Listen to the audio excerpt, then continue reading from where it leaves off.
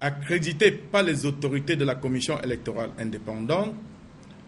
et dans le cadre permanent des accords de Ouagadougou qui préconise la sortie de crise en République de Côte d'Ivoire, la coordination des experts électoraux africains a déployé 38 observateurs internationaux venant du Cameroun, Sénégal, Bénin, Mali, Maroc, Gabon et du Togo dans les localités suivantes: Korogo,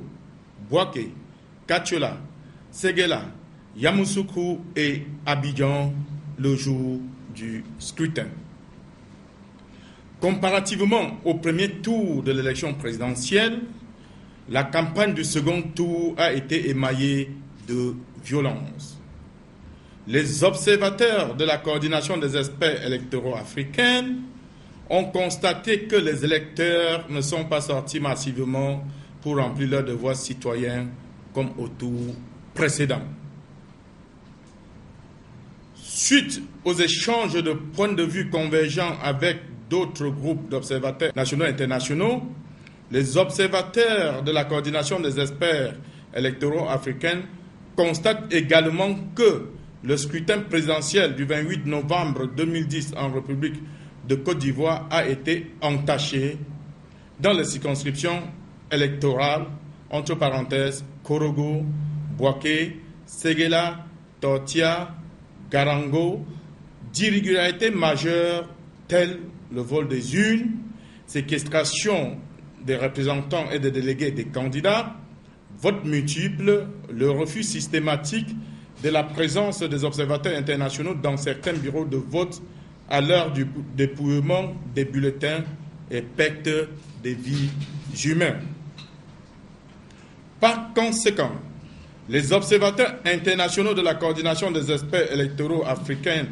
considèrent que l'élection présidentielle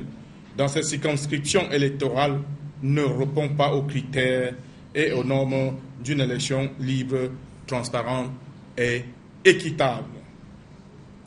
Par ailleurs, dans d'autres régions, le scrutin présidentiel s'est bien déroulé malgré quelques insuffisances. Ouverture tardive de quelques bureaux de vote, difficultés mineures de certains membres de bureaux de vote à remplir correctement leurs tâches. La coordination des experts électoraux africains apprécie les propos d'apaisement de deux candidats qui ont prévalu lors du débat télévisé. Elle félicite les électeurs qui ont voté dans le calme, la discipline et la sérénité. Et elle salue l'esprit d'apaisement des Ivoiriens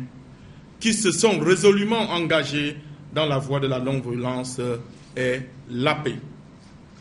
Les observateurs de la coordination des experts électoraux africains invitent tout le peuple ivoirien,